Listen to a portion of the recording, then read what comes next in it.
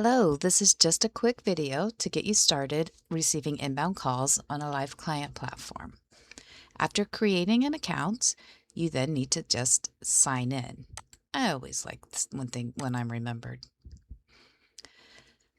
You will come to the very first page. I do not have an active subscription. A subscription is the fee that you pay monthly for the technology to be able to get these calls to you. It's the platform cost. So the very first thing you need to do, the bottom right-hand corner, is create a subscription.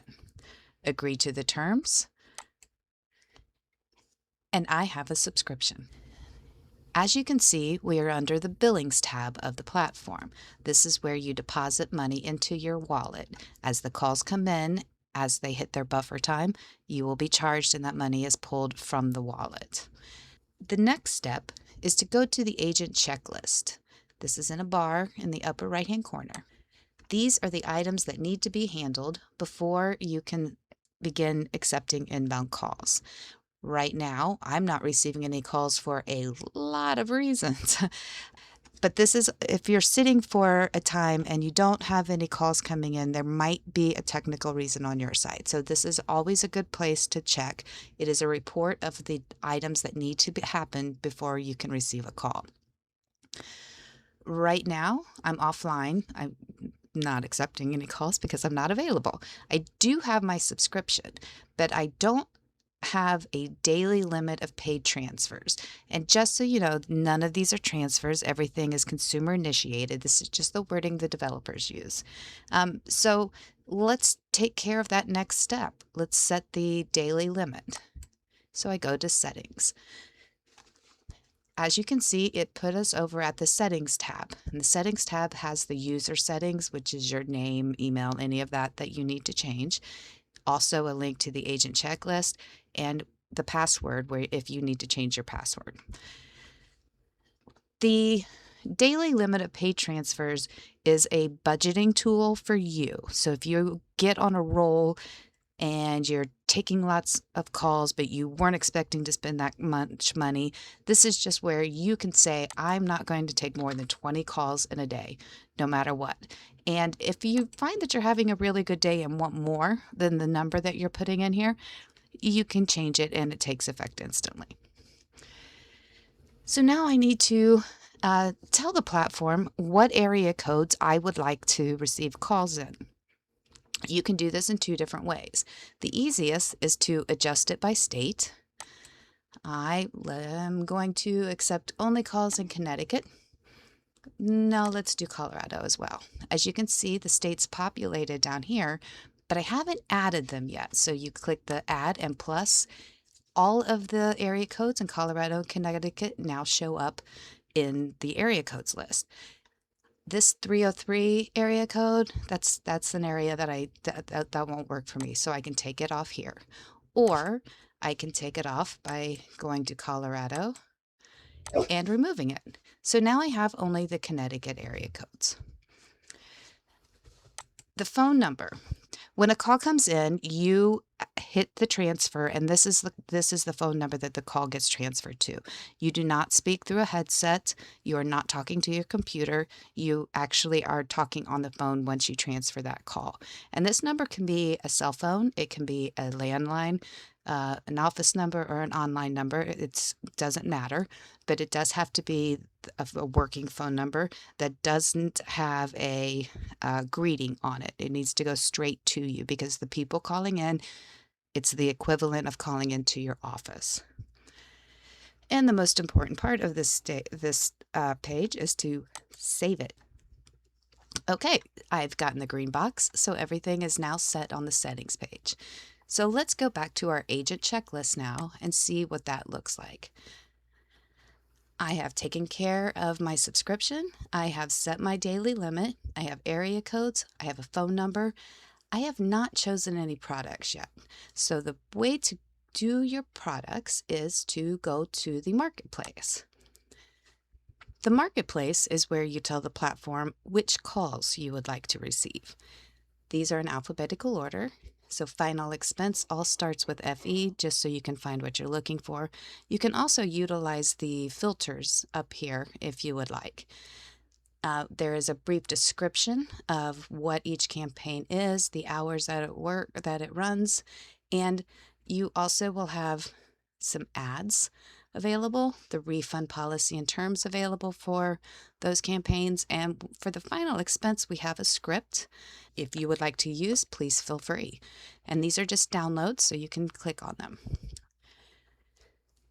As you can see, we have final expense and Medicare available, and we also have 2 pages, still in alphabetical order. So for this video, I'm going to do a test. All you need to do is click the box of the campaign that you are looking for, and you can have multiples. The daily limit that is beside the checkbox.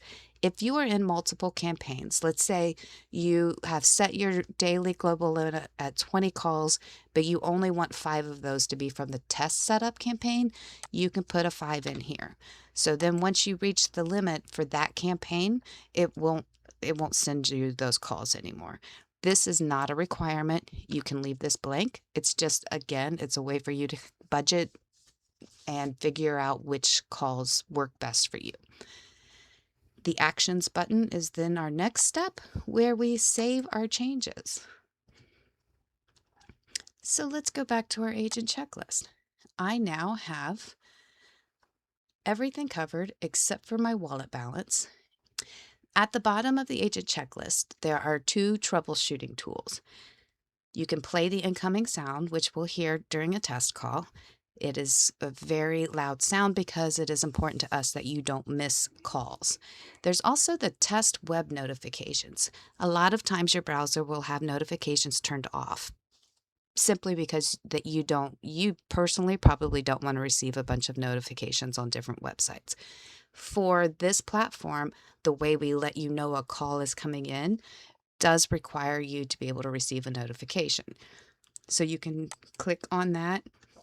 Oh, my notifications are not allowed. I'm in Chrome, and the way to turn those on, there is a button right beside the URL, right at the top. I'm circling it. Most people don't even know it's there, so that's why I'm drawing a lot of attention to this. When you click on it, you can turn on the notifications. Sometimes you will just get a pop-up that says, hey, do you want your notifications turned on? And sometimes you need to go to the settings. It's the 3 dots on the top right-hand corner of your browser, and then go to Settings. I have changed my notifications here, so now the platform and the browser are asking me to reload. So when I go back to my web notifications, I now am allowed notifications. So the next step that I would like to show you is what it looks like when a call comes in.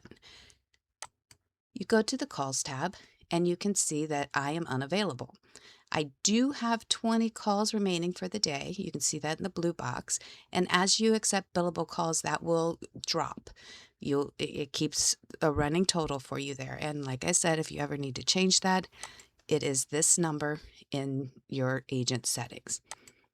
But right here is where you change the volume of the notification. So let's see what happens when you're actually ready to begin taking calls. First of all, I set myself to available. And as you can see, a tile populated at the bottom of the screen that says there are no incoming calls at this time. This is the tile that changes when a call is coming into you. So let's go through what pops up on the screen in that area.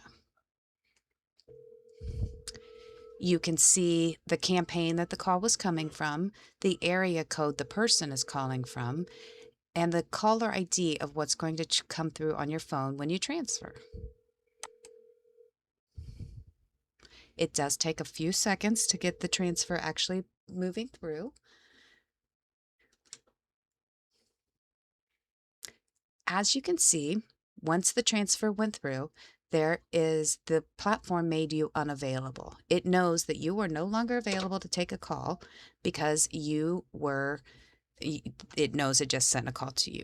One thing the platform will not do is make you available again. It doesn't know how long your conversation is. It doesn't know if you've just needed to fill up your water bottle. It doesn't know anything. You have to manually tell it that you are available again. And after each call, we require a disposition. Fairly obvious: sale, appointment, not interested. You can pick those. The reason for this is for both of us. One, you can keep track of which campaigns are actually working better for you, seeing where you're seeing sales and appointments. And also for us, if we are starting to see a lot of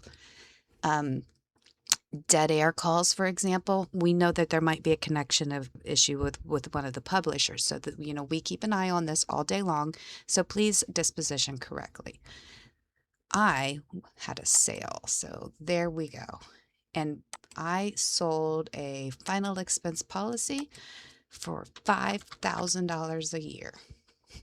If I also had sold another product, I have the ability to include that here.